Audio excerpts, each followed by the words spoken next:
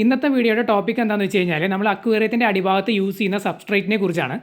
അതായത് അക്വേറിയത്തിൻ്റെ അടിഭാഗത്ത് നമ്മൾ വിരിക്കാനായിട്ട് യൂസ് ചെയ്യുന്ന സാൻഡ്, ഗ്രാവൽ, ലാറ്ററൈറ്റ് തുടങ്ങിയ സംഭവങ്ങളെയാണ് സബ്സ്ട്രേറ്റ് എന്ന് പറയുന്നത്. പണ്ട് നമ്മൾ ഈ കാണുന്ന അക്വേറിയത്തിൽ ഈ ചെടികൾ സെറ്റ് ചെയ്തിട്ടുണ്ടായിരുന്നത് പോട്ടിലായിരുന്നു. അതിനകത്ത് നമ്മൾ സാൻഡാണ് യൂസ് ചെയ്തിട്ടുണ്ടായിരുന്നത്. അപ്പോൾ സാൻഡാണ് നമ്മൾ അതിനകത്ത് സബ്സ്ട്രേറ്റ് ആയിട്ട് യൂസ് ചെയ്തിട്ടുണ്ടായിരുന്നത്. പക്ഷേ നമ്മൾ പോട്ടുകളിലാണ് സെറ്റ് ചെയ്തിട്ടുണ്ടായിരുന്നത് ഹാൻഡിൽ ചെയ്യാനായിട്ട് എളുപ്പത്തിന് വേണ്ടിയിട്ട്. അല്ലാതെ അക്വേറിയത്തിൻ്റെ അടിഭാഗത്ത് നമ്മൾ വിരിച്ചു കൊടുത്തിട്ടുണ്ടായിരുന്നില്ല. ഇപ്പോൾ നമ്മൾ പോട്ട് കാര്യങ്ങളെല്ലാം എടുത്തു മാറ്റി. ഇതിനകത്ത് സബ്സ്ട്രേറ്റോ കാര്യങ്ങളൊന്നുമില്ല. നമ്മളെല്ലാം ഇങ്ങനെ ഫ്ലോട്ട് ചെയ്തിട്ടിരിക്കുകയാണ്. കാരണം നല്ല രീതിയിൽ വളർന്ന് വലുതായി, ക്വാണ്ടിറ്റിയിൽ നല്ല രീതിയിൽ ഈ ജവാഫും വളർന്നപ്പോൾ പിന്നെ നമുക്ക് പോട്ടിൽ വെക്കാൻ പറ്റാണ്ടായി. കാരണം അത്രയും വോളിയം ഉണ്ടായി കഴിഞ്ഞപ്പോൾ സൺലൈറ്റ് ഉള്ളിലേക്ക് കടക്കാനുള്ള പ്രോബ്ലം വന്നപ്പോൾ നമ്മൾ ഇതുപോലെ ഫ്ലോട്ട് ചെയ്ത് ഇട്ടതാണ്. രണ്ട് അക്വേറിയത്തിൽ നമ്മൾ ജസ്റ്റ് ഇങ്ങനെ ഫ്ലോട്ട് ചെയ്ത് ഇട്ടിരിക്കുകയാണ്.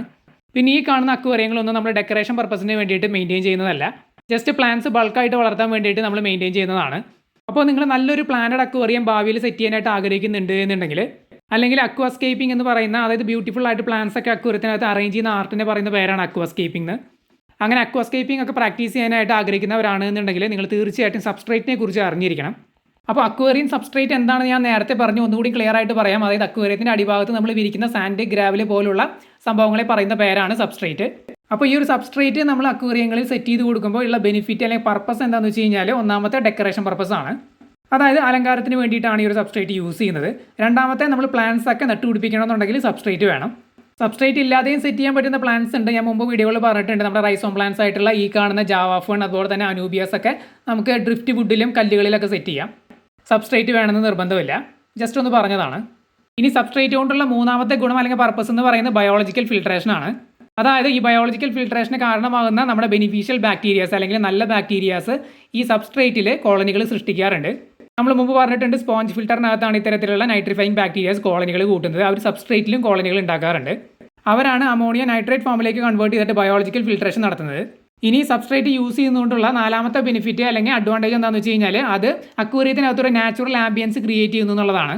അപ്പോൾ മീനുകൾക്ക് ഒരു നാച്ചുറൽ ആംബിയൻസ് പോലെ ഫീൽ ചെയ്യും, അല്ലെങ്കിൽ നാച്ചുറൽ ഹാബിറ്റേറ്റ് പോലെ ഫീൽ ചെയ്യും. പിന്നെ ഈ ക്രഷ്ഡ് കോറൽ പോലുള്ള സബ്സ്ട്രേറ്റ് ഒക്കെ ആണെന്നുണ്ടെങ്കിൽ അത് pH റൈസ് ചെയ്യാനായിട്ട് ഹെൽപ്പ് ചെയ്യാറുണ്ട്. ഇനി നമ്മൾ പറയാൻ പോകുന്നത് പലതരത്തിലുള്ള സബ്സ്ട്രേറ്റുകളും അതിൻ്റെ ബെനിഫിറ്റ്സിനെ കുറിച്ചാണ്. സാധാരണ അക്വേറിയങ്ങളിൽ യൂസ് ചെയ്യുന്നത് 5 ടൈപ്പ് സബ്സ്ട്രേറ്റ് ആണ്. അതിൽ ഒന്നാമത്തെ ഗ്രാവലാണ്, രണ്ടാമത്തെ സാൻഡാണ്, മൂന്നാമത്തെ അക്വേറിയം സോയിൽ അല്ലെങ്കിൽ പ്ലാന്റ് സബ്സ്ട്രേറ്റ് ആണ്, പിന്നെ ലാറ്ററൈറ്റ് ആണ്, പിന്നെ അഞ്ചാമത്തെ വരുന്നത് ക്രഷ്ഡ് കോറലാണ്. അപ്പോൾ ഒന്നാമതായിട്ട് വരുന്നത് ഗ്രാവലാണ്. നമുക്ക് എല്ലാവർക്കും അറിയാം, ചെറിയ ചിപ്പ് പോലെ ഇരിക്കുന്ന പീസുകളായിട്ട് വരുന്നതാണ് ഈ ഗ്രാവൽ എന്ന് പറയുന്നത്. ഇത് തന്നെ പല ടൈപ്പുകളിൽ നിങ്ങൾ കണ്ടിട്ടുണ്ടാവും. നാച്ചുറൽ, റിവർ ഗ്രാവൽ, അതുപോലെ തന്നെ coloured gravel, quartz gravel, P gravel എന്നൊക്കെ പറഞ്ഞ് പല വെറൈറ്റികളിൽ വരുന്നുണ്ട്. ഇതിൻ്റെ മെയിൻ അഡ്വാൻറ്റേജ് എന്തൊക്കെയാണെന്ന് വെച്ച് കഴിഞ്ഞാൽ, ക്ലീൻ ചെയ്യാൻ എളുപ്പമാണ്. അതുപോലെ തന്നെ ഈ പീസുകളുടെ ഇടയ്ക്കൂടെയൊക്കെ വാട്ടർ സർക്കുലേഷൻ നല്ല രീതിയിൽ നടക്കും. പിന്നെ തുടക്കക്കാർക്കൊക്കെ ഹാൻഡിൽ ചെയ്യാനായിട്ട് വളരെ എളുപ്പമാണ്. അതുപോലെ തന്നെ ബജറ്റ് ഫ്രണ്ട്ലിയും ആണ്.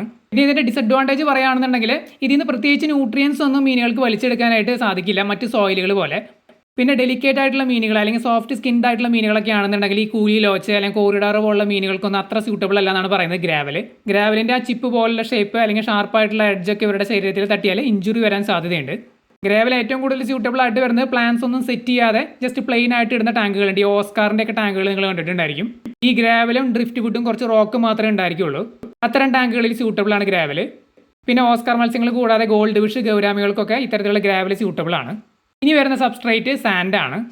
ഇത് പല ടൈപ്പിൽ വരുന്നുണ്ട്. River sand, play sand, silica sand, pool filter sand, black sand എന്നൊക്കെ പറഞ്ഞ് പല വെറൈറ്റികളുണ്ട്. ഇതിൻ്റെ അഡ്വാൻറ്റേജ് എന്തൊക്കെയാണെന്ന് പറഞ്ഞു കഴിഞ്ഞാൽ, നാച്ചുറൽ ആയിട്ടുള്ള അപ്പിയറൻസ് കിട്ടും എന്നുള്ളതാണ്. പിന്നെ നേരത്തെ പറഞ്ഞ സോഫ്റ്റ് ആയിട്ടുള്ള മീനുകൾക്കൊക്കെ, അടിയിൽ നടക്കുന്ന മീനുകൾക്കൊക്കെ സേഫ് ആണ്. പിന്നെ ഈ മണലിൽ നല്ല രീതിയിൽ ഡിഗ് ചെയ്ത് സ്കാവൻ ചെയ്ത് നടക്കുന്ന മീനുകളുണ്ട്, അവർക്കൊക്കെ ഭയങ്കര സ്യൂട്ടബിൾ ആണ്. ഈ സാൻഡിൻ്റെ ഡിസഡ്വാൻറ്റേജ് പറയുകയാണെന്നുണ്ടെങ്കിൽ, ഗ്രാവലുമായിട്ടൊക്കെ കമ്പയർ ചെയ്യുമ്പോൾ ക്ലീനിങ് കുറച്ച് ഡിഫിക്കൽട്ടാണ്. പിന്നെ ഫൈൻ ആയിട്ടുള്ള പാർട്ടിക്കിൾസ് ഒക്കെ വരുന്നത് കൊണ്ട് വെള്ളം ചെറുതായിട്ട് ക്ലൗഡി ആയതുപോലെയൊക്കെ ഫീൽ ചെയ്യും. കുറച്ച് കഴിയുമ്പോൾ അത് തനിയെ സെറ്റിൽ ആവാറുണ്ട്. പിന്നെ നമ്മൾ ഗ്രാവലുമായിട്ട് കമ്പയർ ചെയ്യുമ്പോൾ വാട്ടർ ഫ്ലോ ഗ്രാവലിൽ ഭയങ്കര ഈസി ആണെന്ന് പറഞ്ഞിട്ടുണ്ടായിരുന്നു. അത് വെള്ളം ഗ്രാവലിൻ്റെ ഇടയിൽ കൂടെ നല്ല രീതിയിൽ പാസ് ചെയ്യും. അത്തരത്തിലുള്ള ഒരു ഈസി പാസേജ് ഈ സാൻഡിൽ നടക്കില്ല. മൂന്നാമത്തെ സബ്സ്ട്രേറ്റ് എന്ന് പറയുന്നത് അക്വേറിയം സോയിലാണ് അല്ലെങ്കിൽ പ്ലാന്റ് സബ്സ്ട്രേറ്റ്. ഇത് റെഡിമെയ്ഡ് ആയിട്ടൊക്കെ നമുക്ക് വാങ്ങാനായിട്ട് കിട്ടും. പ്ലാന്റ്സ് സെറ്റ് ചെയ്യാനായിട്ട് സ്പെസിഫിക് ആയിട്ട് ഉണ്ടാക്കി വരുന്നതാണ്. കുറച്ച് ബ്രാൻഡുകളുടെ പേര് ഞാൻ പറയാം. ADA അക്വാ സോയിൽ, ട്രോപ്പിക്ക അക്വേറിയം സോയിൽ, ഫ്ലുവൽ സ്ട്രാറ്റം, ഇതൊക്കെയാണ് കുറച്ച് പേരുകൾ. ഇതിൻ്റെ അഡ്വാൻറ്റേജസ് എന്തൊക്കെയാണെന്ന് വെച്ച് കഴിഞ്ഞാൽ, ഇത് ഹൈലി ന്യൂട്രീഷ്യസ് ആണ് ഈ ഒരു സോയിൽ. അതുപോലെ ഈ പ്ലാന്റ്സിൻ്റെ റൂട്ട് കാര്യങ്ങളെല്ലാം പെട്ടെന്ന് തന്നെ പിടിക്കും. ഇത് pH കുറച്ച് ഡൗൺ ആക്കാറുണ്ട്. അതുകൊണ്ട് സോഫ്റ്റ് വാട്ടർ ഫിഷുകൾക്കാണ് കൂടുതലും സ്യൂട്ടബിൾ ആയിട്ട് വരുന്നത്. അക്വാസ്കേപ്പിങ്ങിനൊക്കെ ബെസ്റ്റ് ആണ് ഈ ഒരു അക്വേറിയം സോയിൽ അല്ലെങ്കിൽ പ്ലാന്റ് സബ്സ്ട്രേറ്റ്. ഇതിൻ്റെ ഡിസഡ്വാൻറ്റേജസ് എന്തൊക്കെയാണെന്ന് വെച്ച് കഴിഞ്ഞാൽ, ഇത് എക്സ്പെൻസീവ് ആണ്. അതുപോലെ തന്നെ ചെറിയ രീതിയിലുള്ള അമോണിയ റിലീസ് തുടക്കത്തിൽ ഉണ്ടാവുമെന്ന് പറയുന്നുണ്ട്. അതുപോലെ തന്നെ നല്ല കെയർഫുൾ ആയിട്ട് വേണം ഇത് സെറ്റ് ചെയ്യാനായിട്ട്. പ്ലാന്റഡ് അക്വേറിയം എന്ന് പറയുന്നത് ലോങ് ടേം കെയർ ചെയ്യേണ്ട ഒരു സംഭവമാണ്. മാസങ്ങൾ എടുത്തിട്ടൊക്കെയാണ് പ്ലാന്റ്സ് വളർന്ന് വലുതാകുന്നത്. അപ്പോൾ അതിന് മുമ്പായിട്ട് ചെയ്യുന്ന ഇനീഷ്യൽ സെറ്റപ്പ് ആണ് ഈ ഒരു സബ്സ്ട്രേറ്റ് വിരിക്കുക എന്നുള്ളത്. അപ്പോൾ അത് കെയർഫുൾ ആയിട്ട് തന്നെ ചെയ്യണം. നമ്മൾ നേരത്തെ പറഞ്ഞതുപോലെ അക്വാസ്കേപ്പിങ്ങിനും ഹെവി ആയിട്ട് നല്ല പ്ലാന്റഡ് ആയിട്ടുള്ള ടാങ്കുകൾക്കും അതുപോലെ ഷ്രിമ്പ് ടാങ്കുകൾക്കൊക്കെ സ്യൂട്ടബിൾ ആണ് ഈ ഒരു സോയിൽ. ഈ നാലാമത്തെ ടൈപ്പ് സബ്സ്ട്രേറ്റ് എന്ന് പറയുന്നത് ലാറ്ററൈറ്റ് ആണ്. ഇതെന്താണെന്ന് വെച്ച് കഴിഞ്ഞാൽ നല്ല രീതിയിൽ അയൺ റിച്ച് ആയിട്ടുള്ള ക്ലേ ആണ്. ഈ ചെങ്കല്ലുമായിട്ട് ബന്ധപ്പെട്ട ക്ലേ ആണെന്നാണ് ഞാൻ മനസ്സിലാക്കുന്നത്. അയണിൻ്റെ കണ്ടന്റ് ഇതിനകത്ത് കൂടുതലായിട്ട് ഉള്ളത് കൊണ്ടാണ് റെഡിഷ് കളർ വരുന്നത്. നമ്മൾ നേരത്തെ പറഞ്ഞതുപോലെ സാൻഡ് ഗ്രാവലൊക്കെ വിരിക്കുന്നതിന് മുമ്പ് ഒരു ബേസ് ലെയർ ആയിട്ട് ഇട്ട് കൊടുക്കാനാണ് ഈ ഒരു സബ്സ്ട്രേറ്റ് യൂസ് ചെയ്യുന്നത്. ഇത് അയൺ റിച്ച് ആണ്. അതുപോലെ തന്നെ പ്ലാന്റ്സിന് റൂട്ട്സ് ഒക്കെ പെട്ടെന്ന് പിടിക്കും. പിന്നെ ഈ സോയിലിനകത്തേക്ക് കുറേ നാൾ ലോങ് ലാസ്റ്റ് ചെയ്യുന്ന അത്ര ന്യൂട്രിയൻസിന്റെ സോഴ്സ് ഉണ്ടെന്നാണ് പറയപ്പെടുന്നത്. ഡിസഡ്വാൻറ്റേജ് എന്താണെന്ന് വെച്ച് കഴിഞ്ഞാൽ ഇത് വെള്ളം ക്ലൗഡി ആക്കാറുണ്ട്. അക്വേറിയത്തിലെ വെള്ളം ഫില്ല് ചെയ്യുമ്പോൾ സ്ലോ ആയിട്ട് ഫില്ല് ചെയ്ത് വരാവൂ. അതുപോലെ തന്നെ സാൻഡോ ഗ്രാവലോ നമ്മൾ ടോപ്പ് ലെയർ ആയിട്ട് ഇട്ട് കൊടുത്തിരിക്കണം. അഞ്ചാമത്തെ ടൈപ്പ് സബ്സ്ട്രേറ്റ് എന്ന് പറയുന്നത് ക്രഷ്ഡ് കോറലാണ്.